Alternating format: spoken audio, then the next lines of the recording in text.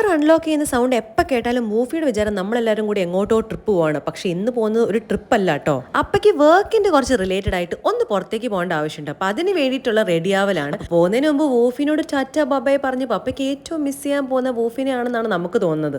ഞങ്ങൾ 3 പേരും റെഡിയായി പുറപ്പെടാൻ വേണ്ടി നിൽക്കുന്ന സമയത്താണ് ഒരാൾ കുളിച്ച് താഴേക്ക് ഇറങ്ങി വരുന്നത്. ചില സമയങ്ങളിൽ ഇറങ്ങാൻ പോകുന്നതിന് മുമ്പായിട്ട് പൊഞ്ചിച്ചിക്ക് ഒരു ചെറിയൊരു കുളിയുണ്ട്. അങ്ങനത്തെ ഒരു ദിവസമായിരുന്നു ഇത്.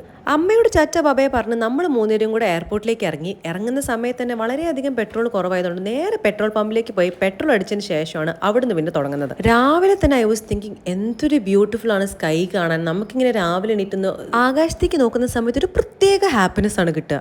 അതിൻ്റെ കൂടെ ഡ്രൈവിങ്ങും കൂടെ ഇഷ്ടമുള്ള ആളാണെങ്കിൽ ആ ഡ്രൈവ് ചെയ്ത് പോകുമ്പോൾ ഒരു ഫീൽ എന്ന് പറയുന്നത് വേറെ ഒന്ന് തന്നെയാണ്. എയർപോർട്ട് എത്തി സൂട്ട് കേസൊക്കെ നമ്മൾ ട്രോലി കയറ്റിയിട്ട് പപ്പയോട് ടാറ്റ ബബയെ പറയാണ്. വർക്ക് കഴിഞ്ഞിട്ട് ഉടനെ തന്നെ പപ്പ തിരിച്ച് വരുന്നതായിരിക്കും.